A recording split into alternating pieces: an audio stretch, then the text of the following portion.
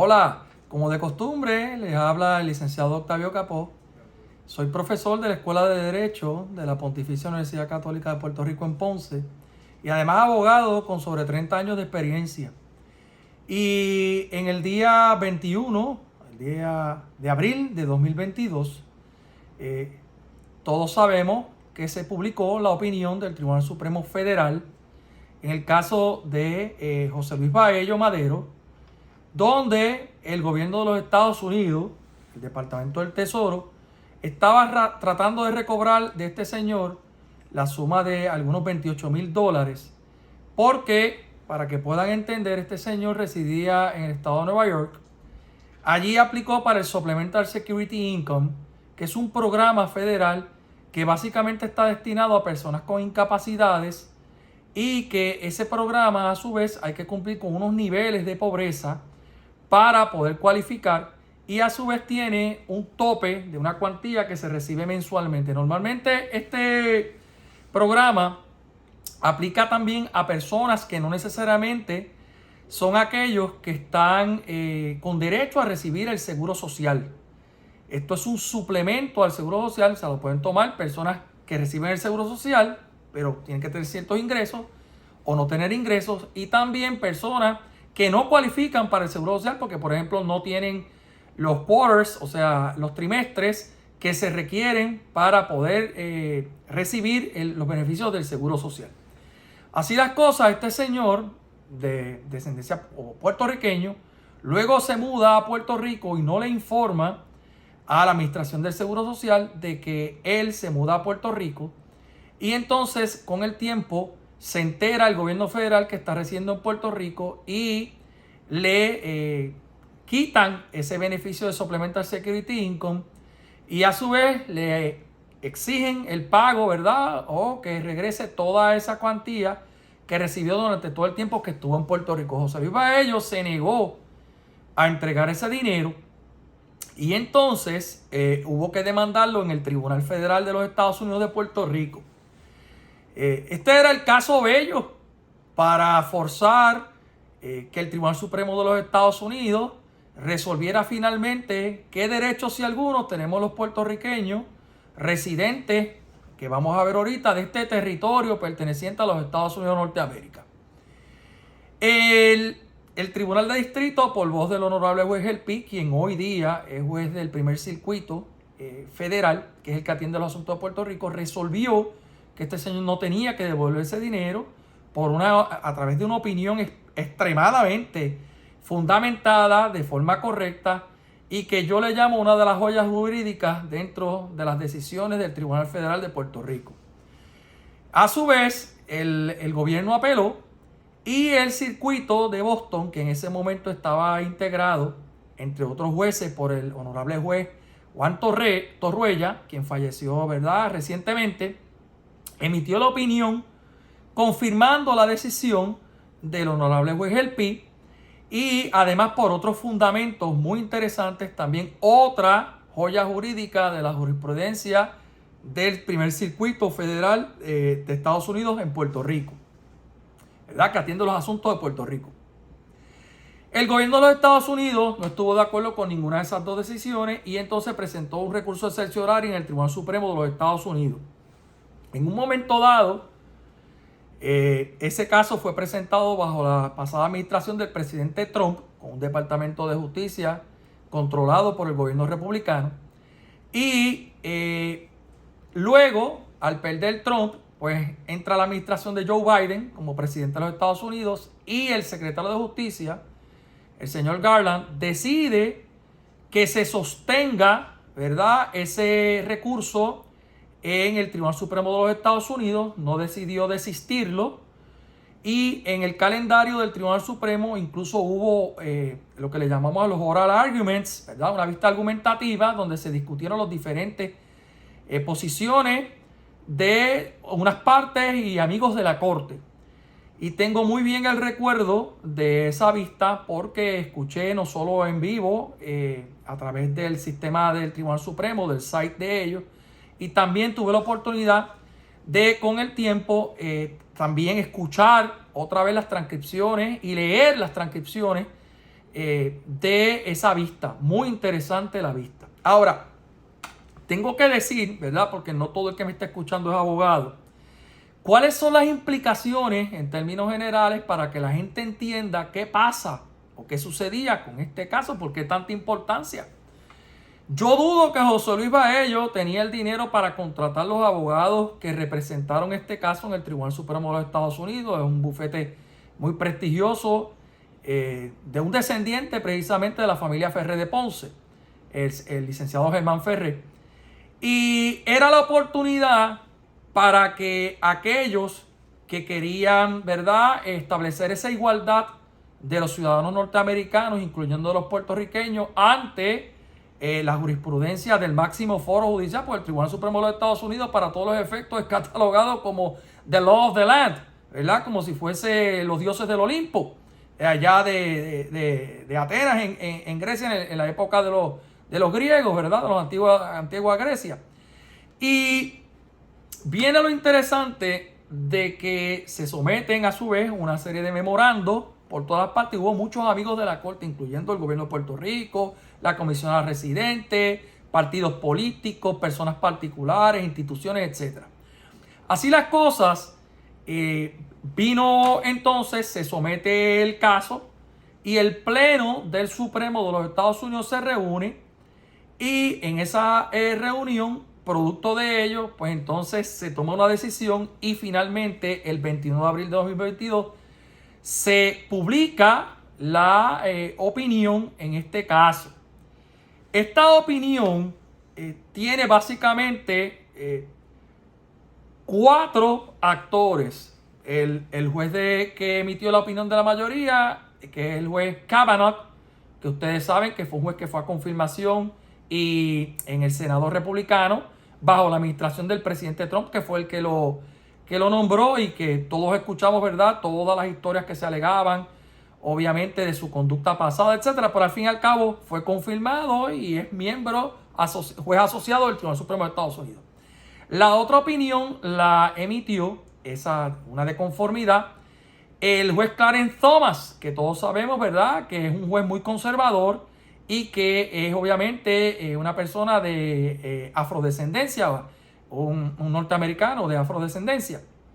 La otra opinión de conformidad fue emitida por el juez Neil Gorsuch, que es otro juez asociado al Tribunal Supremo de Estados Unidos, y la disidencia únicamente estuvo en la honorable juez Sonia Sotomayor, descendiente de puertorriqueños. Así las cosas, cuando uno analiza esta opinión, lo primero que me llama la atención a mí es que ni el juez Breyer, que tanta experiencia tiene sobre temas de Puerto Rico, no emitió ninguna opinión. Estuvo raro. El juez presidente Roberts tampoco emitió ninguna opinión. El juez Alito tampoco emitió ninguna opinión. Y la juez Barrett tampoco emitió ninguna opinión. La juez Ketanji Jackson todavía no participó en esta opinión, sino que le tocó al juez Breyer, que ya está de retirada y que está sustituido por la juez Ketanji Jackson, que es la afroamericana, primera mujer que se confirma, ¿verdad?, y es jueza del Tribunal Supremo de los Estados Unidos, una mujer de 52 años de edad en estos momentos. Así las cosas, a mí me sorprendió que el juez Breyer, como acabo de decir, no haya emitido ninguna opinión, porque realmente quien más conoce de Puerto Rico, cuando él fue juez del primer circuito de Boston, que es el que atiende los asuntos de Puerto Rico, y conoce muy bien nuestros asuntos tanto jurídicos como de historia. Y el juez Kavanaugh, que no lleva tanto en el Tribunal Supremo de los Estados Unidos y que estuvo en un circuito de apelaciones que no tenía nada que ver con Puerto Rico, cuando uno lee esa opinión de él, que lo que alcanza son alrededor de 4.5 páginas de tamaño corto, yo me sorprendo primero porque este señor juez nunca menciona a los puertorriqueños como US citizens. Y a mí, pues, eso me causó algún tipo de suspicacia. Y me doy a la tarea de seguir leyendo varias veces esa opinión de él, que es la que representa a la mayoría, porque esto fue una decisión de 8-1. El Tribunal Supremo está compuesto por 10 jueces, incluyendo su juez presidente. Y este juez comienza, ¿verdad?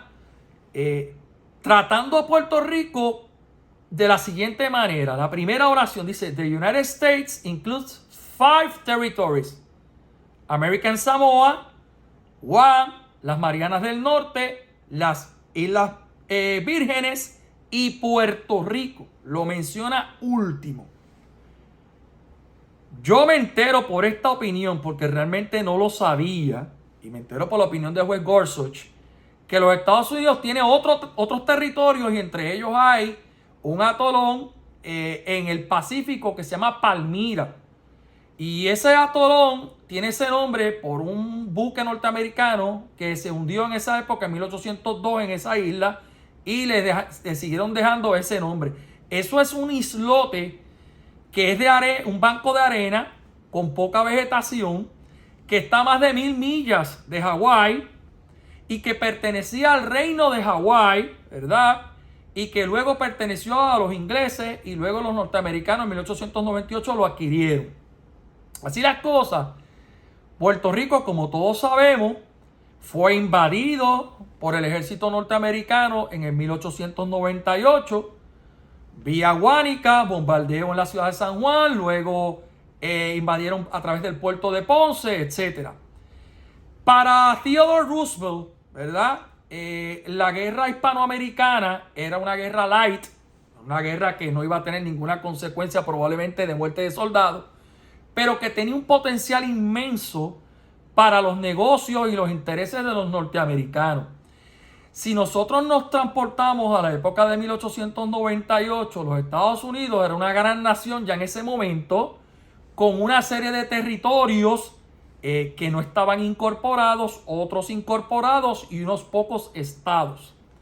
Ya para esa época los Estados Unidos había pasado una guerra civil donde los ejércitos del norte, los Unions, habían ganado esa guerra contra los confederados, y los Estados Unidos estaban en plena revolución industrial y en competencia con las demás potencias europeas. Los Estados Unidos necesitaban una excusa en aquella época para irse ampliando fuera de lo que es el territorio continental de los Estados Unidos y adquirir unas posesiones o por compra o a la cañona. Puerto Rico fue un botín de guerra entregado en un tratado de París por el Reino de España, la monarquía española, donde Puerto Rico ni opinó, ni recibió nada a cambio, ni le pagaron nada. Puerto Rico meramente, como dije, fue un botín de guerra en ese tratado de París de diciembre de 1898. Así las cosas, se establece en Puerto Rico un gobierno militar comandado por unos generales, y entonces se comienza luego con una ley orgánica, que es la ley Foraker, donde se establece una especie de mezcla entre un gobierno con un gobernador militar y luego civil nombrado por el presidente de los Estados Unidos, una pequeña cámara, ¿verdad?, de legisladores puertorriqueños, unos departamentos, muy pocos, comandados por personas norteamericanas, pero con la idea de poco a poco hacer de Puerto Rico un territorio que se olvidara de su religión, de sus costumbres y de su idioma. El primer caso que llega al Tribunal Supremo de los Estados Unidos en 1901 es el famoso caso de Downes versus Bidwell, donde este señor estaba cuestionando por qué él tenía que estar pagando arbitrios por las importaciones y exportaciones de productos hechos en Puerto Rico. Porque se había pasado esa ley federal, ¿verdad?, que tenían que pagar arbitrios. Y él decía, pero es que eso afecta a la cláusula de comercio. Puerto Rico, aunque sea un territorio, no se deben estar cobrando impuestos entre estado y estado y dentro del territorio de los Estados Unidos. En una nefasta opinión del juez White, ¿verdad?, el apellido se lo dice, el juez, en español blanco, el juez White, este señor trató a los puertorriqueños finamente como unos indígenas nativos que no estaban aptos para recibir todas las protecciones de la Constitución Federal, porque nosotros no teníamos su religión, nosotros no teníamos las costumbres de ellos, nosotros no teníamos las tradiciones tampoco de ellos, ni un sistema suficiente de educación como para merecernos tener una Constitución Federal en este país.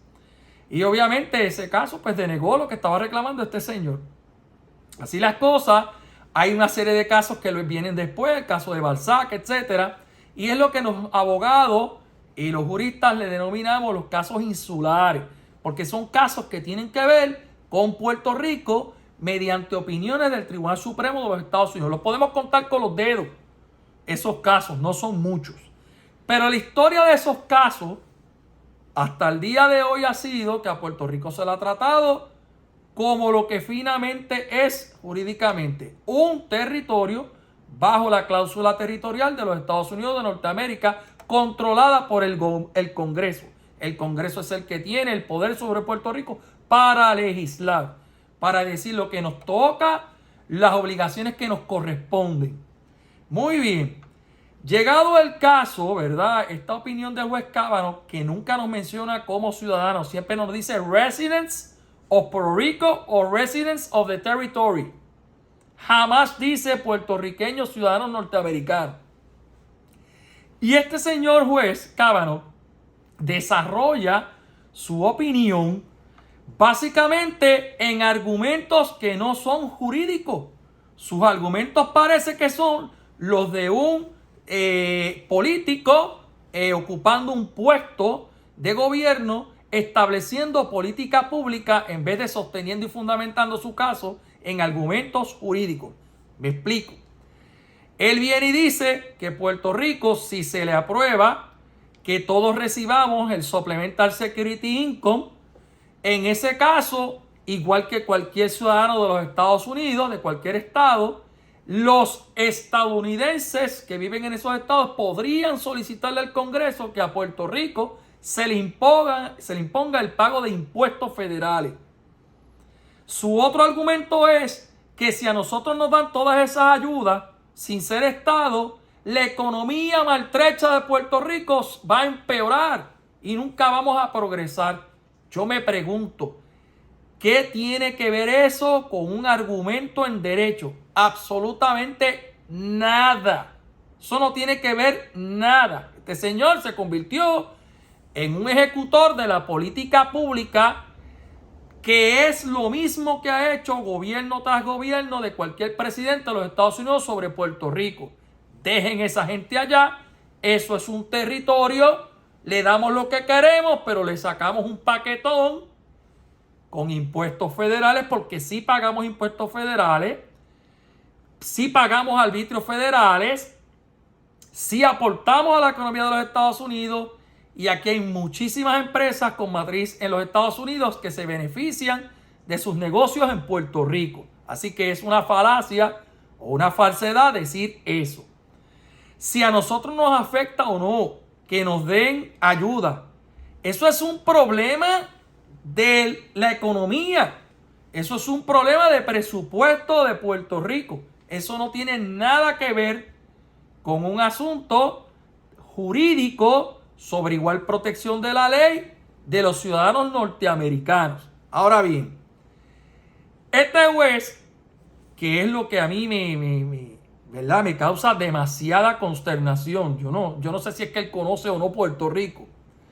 Definitivamente, este señor está asumiendo que en este país lo que hay son vagos y que aquí no se está apoyando ni aportando nada al desarrollo de los Estados Unidos. Y nos trata como los 3 millones de residentes del territorio, porque ya no somos 4 millones, para él somos 3 millones. Y entonces, a su vez, este señor juez, Kavanaugh, trata a Puerto Rico como si todavía los casos insulares estuvieran vigentes. O sea, el caso que le dije ahorita de 1901, todos esos casos nefastos que discriminaron por el mero hecho de ser puertorriqueño, sin ningún otro fundamento. Hay que recordar que este señor en ningún lado menciona, repito, que los puertorriqueños son ciudadanos norteamericanos por disposición de la ley Jones, precisamente de marzo de 1917. A los puertorriqueños se nos concedió la ciudadanía norteamericana con el solo propósito de poder conseguir soldados para la Primera Guerra Mundial cuando Estados Unidos decidió participar en la misma. Se necesitaban soldados.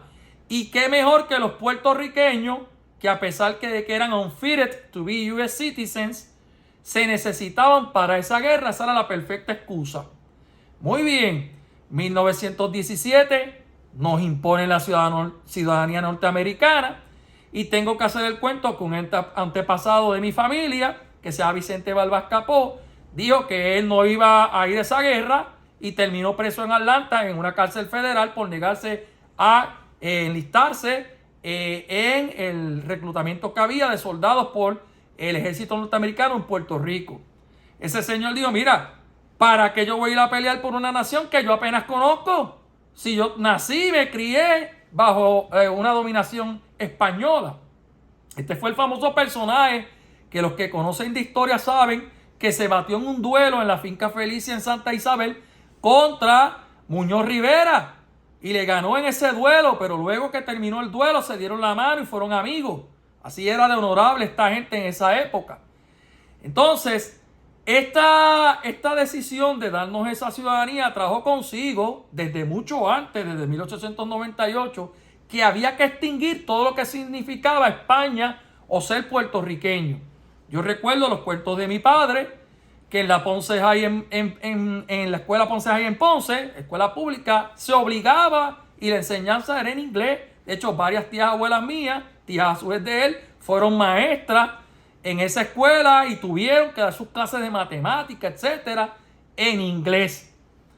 Cuando llega el 1952, que ya no es sostenible después de la Segunda Guerra Mundial tener colonia, porque ya eso era verlo como un tabú a nivel mundial, los Estados Unidos nos autoriza que nosotros redactemos una constitución, pero que esa constitución tenía que estar avalada por el Congreso de los Estados Unidos. Y de hecho revisaron nuestro modelo de lenguaje de constitución para finalmente poderlo aprobar. Y fuimos a un referéndum y se aprobó una constitución en 1952. ¿Qué pasa? Supuestamente con esa constitución se resolvió el problema jurídico y político de Puerto Rico, lo que todos sabemos que eso es falso. Así las cosas, siguieron llegando estos casos, el famoso caso de Califano Torres y el caso de Harris versus Rosario, donde en ambos casos se determinó que el Congreso, como Puerto Rico era un territorio, podía discriminar si había una base racional para quitarnos programas federales que a su vez había para los estados, porque como nosotros no pagamos contribuciones federales, que reitero que es falso, pues entonces podía haber ese discrimen o trato diferente con respecto a los puertorriqueños. Muy bien. Y ustedes saben que en el 2016 hubo dos opiniones del Tribunal Supremo de los Estados Unidos, uno en cuanto a la doble exposición y otro en cuanto a si Puerto Rico podía o no aprobar una ley de quiebra local. Ambos casos cogimos una pela. En el primero se dijo por el Supremo que nosotros no éramos una soberanía aparte y que no aplicaba obviamente el asunto de la exclusión o la excepción a la doble exposición. Puerto Rico no podía procesar personas y a la vez los federales, o uno o el otro, el primero que tomara el caso. Y en el caso otro, pues fue que nos dijeron no pueden tener una ley de quiebra y por eso fue que tuvieron que aprobar la ley de promesa a nivel federal, porque la nuestra no valía. Luego de eso, el próximo caso, que fue recientemente, es el de Lutiel, donde estaban cuestionando la Junta de Control Fiscal su constitucionalidad y el Supremo le dio la vuelta, no revocó los casos insulares y dijo que eso era un privilegio del presidente nombrar esa junta, que como esos miembros de la junta eran funcionarios del gobierno de Puerto Rico, porque no había problema.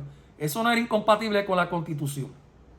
Pero el caso perfecto, después de más de 122 años de invasión, es este de Baello. Mira, hay o no que devolver los $28,000 que yo, por el mero hecho de mudarme a Puerto Rico tomando un avión, yo perdí esos privilegios. Y entonces, la primera argumentación fue, óigame, vamos a cambiar que José Luis Baello fuese puertorriqueño. Vamos a decir que este señor era un señor que nació, vamos a decir, en Illinois, vamos a decirlo, en Nebraska. Y ese señor allí llevaba 5 años recibiendo el Supplemental Security Income. Entonces, un buen día dijo, ay, a mí me gusta Puerto Rico porque a mí me tiene harto este clima tan frío, yo me voy a montar en un avión, pero yo no voy a decirle a nadie que yo estoy recibiendo eso porque yo soy un ciudadano que nació en Nebraska. Así que yo soy un ciudadano norteamericano, ¿verdad? Bajo esa cláusula de la 14 enmienda de la Constitución Federal, la cláusula de la ciudadanía. Y entonces no lo dice. ¿Ustedes creen que el que nació en Nebraska, el gobierno federal le iba a cobrar lo que estaba recibiendo de Supplemental Security Income? Yo lo dudo. Escogieron a Baello porque era puertorriqueño, eso es todo. Y entonces, en esa otra opinión del juez Gorsuch, que comienza, y yo decía, wow, esto es una obra jurídica, su opinión. Pero al final, este juez resuelve a favor de revocar esa decisión y obligar a Baello a devolver ese dinero porque ninguno de los abogados le pidió al Tribunal Supremo de los Estados Unidos que revocara los casos insulares. Y yo me preguntaba, pero ven acá, ¿de cuándo acá yo le tengo que pedir a un juez que revoque un caso que es inconstitucional? Un caso que no debe estar en ninguno de los tomos de los Estados Unidos, del Tribunal Supremo Federal. Son casos totalmente racistas. Esa es la palabra. Son unos casos donde nos ven por encima del hombro y nosotros somos unos meros parias dentro de una tierra que todavía ellos consideran de nativos indígenas. Allí son los que viven gente que no tiene educación. Y que todo el mundo es una raza aparte que se llama puertorriqueño, que no se sabe la mezcla que es, porque esta gente, sobre todo el juez Thomas, que es un afroamericano, este señor, su argumento es de que no se debe atender este caso bajo la cláusula de igual protección de la ley que está expresa en la enmienda 14 e implícita en la quinta enmienda de la Constitución de los Estados Unidos, sino que se debió haber atendido bajo la enmienda 14, la cláusula de la ciudadanía, lo que representa ser ciudadano de los Estados Unidos. Responsabilidad igual, pero beneficios y protecciones de la ley iguales.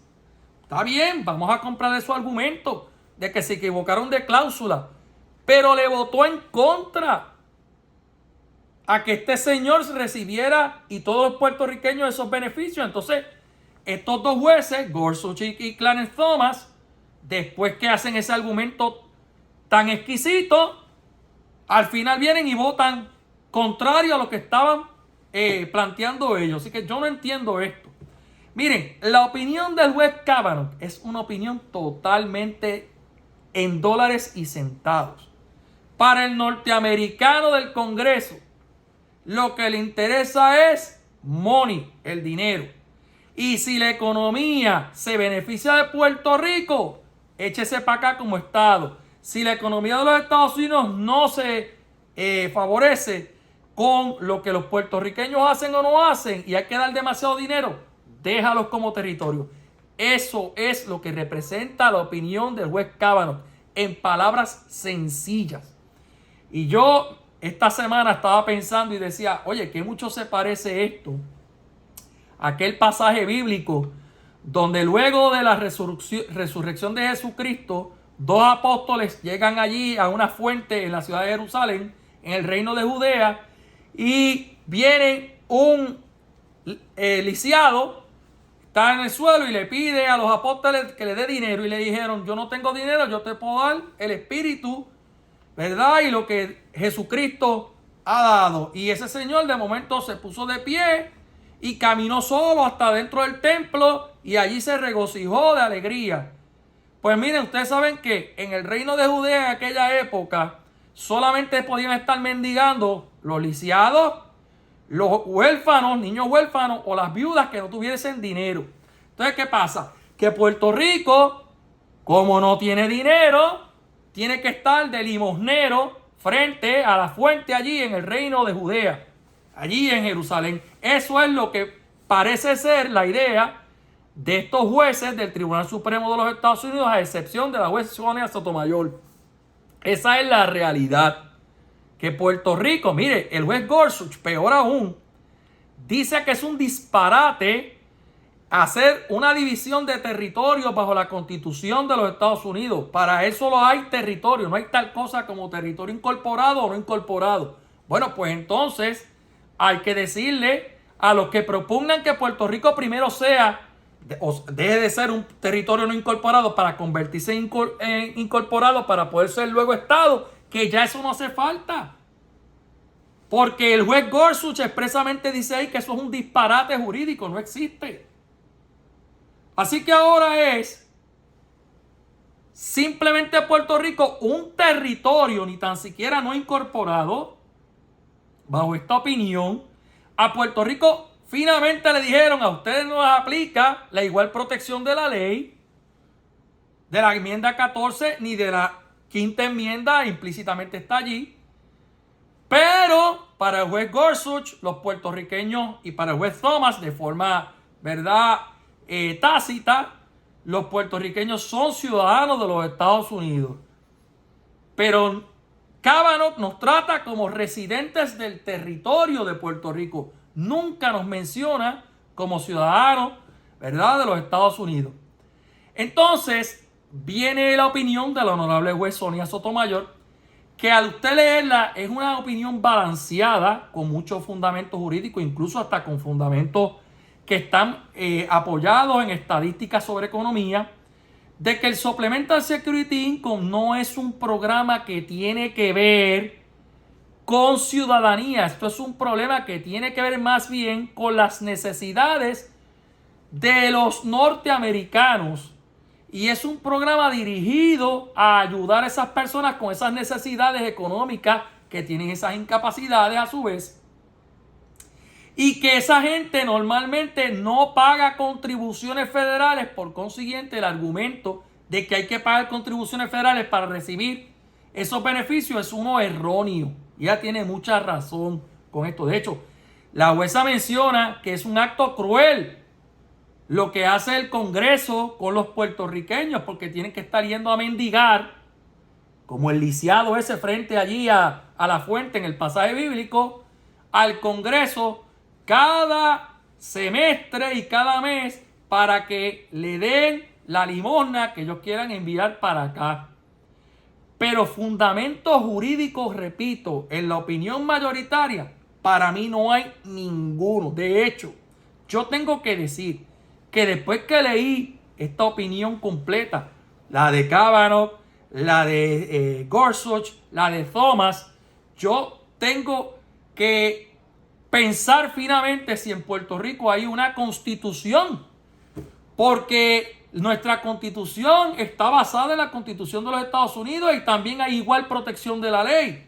Pero como ya los puertorriqueños, el Tribunal Supremo de los Estados Unidos nos ha dicho de forma casi expresa que no tenemos derecho a igual protección de la ley en estos programas, pues lamentablemente nuestra constitución no tiene la validez que uno se cree.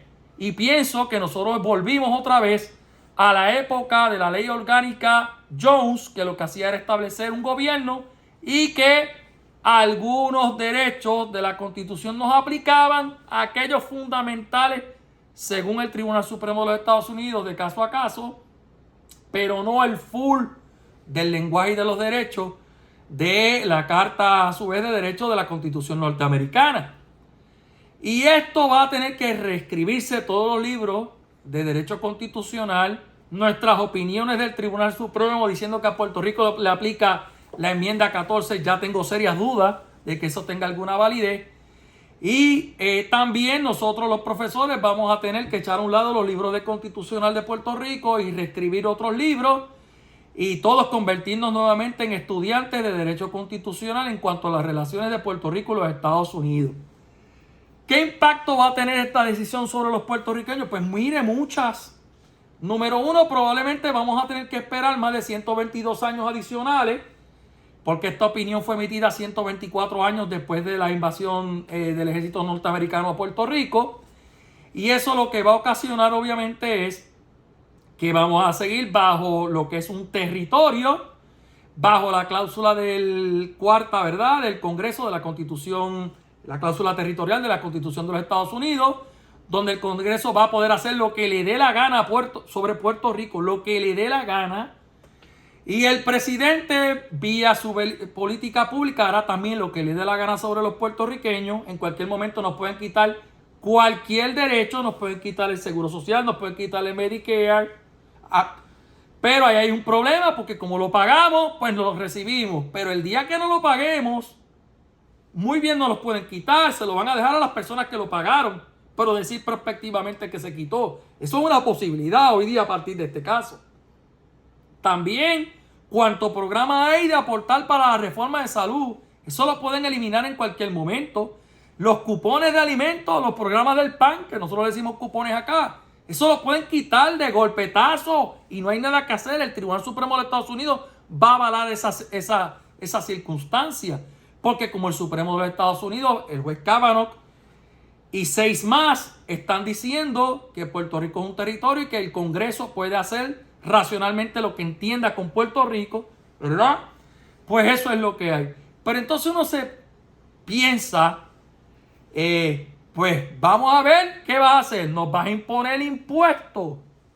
¿Puede el gobierno federal imponer impuestos federales? Pues que ya los tenemos, porque aquí hay empleados federales que pagan impuestos federales. Aquí se pagan impuestos federales si usted tiene una inversión y genera ingresos del extranjero o genera ingresos de los Estados Unidos. Usted tiene que rendir una 1040 y pagar contribuciones probablemente. Usted está pagando arbitrios federales todos los días. Vehículos de motor cuando entran a los Estados Unidos del extranjero. Productos que pagan taxes federales y luego también acá en Puerto Rico le imponen arbitrio. Así que usted está pagando impuestos todos los días, aunque usted no lo crea. Y entonces podría venir un reclamo de una persona que está pagando contribuciones federales, vamos a decir un empleado federal, pues yo tengo derecho entonces a votar por el presidente y a tener representación porque estoy pagando impuestos federales. Eso es un punto interesante que falta por ahí plantear en un tribunal en Puerto Rico federal para que llegue al Tribunal Supremo de los Estados Unidos. Pero yo le digo desde ahora que eso no va para ningún lado. De hecho, a mí me llamaron en el día de hoy que yo estaba explicando este caso en la estación de WPAB 550M en Ponce, Puerto Rico. Me llaman luego del programa uno que se titula presidente de la Asociación de Nativos Puertorriqueños Indígenas. Yo no sabía que ese grupo existía aquí.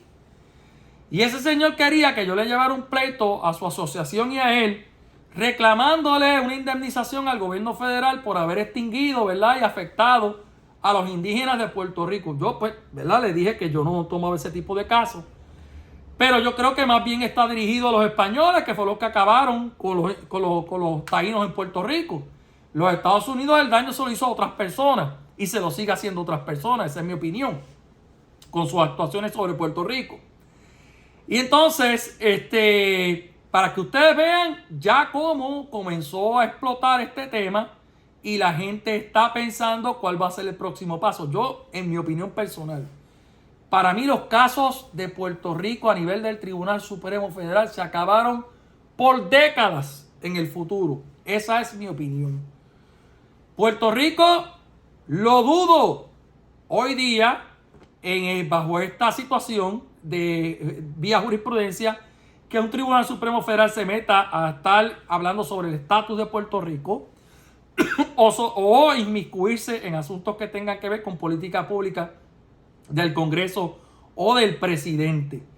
Así que volvimos, señores, a la época de 1898. Ya no tenemos, en mi opinión, una constitución de Puerto Rico que sea modelo, ¿verdad?, de igual protección de la ley, que no tenemos los mismos derechos que se garantizan a otros ciudadanos de los Estados Unidos a base de la Constitución norteamericana, que la ley puede discriminar en contra de nosotros, que para el juez Thomas hemos sido discriminados por nuestra raza como puertorriqueños, porque no nos dice afroamericano, no nos dice chino, no nos dice taíno, no nos dice españoles, no nos dice nada, no nos dice descendiente de corso, no nos dice nada, solamente nos dice que nosotros pues hemos sido discriminados, pero no nos dice cuál es la raza nuestra.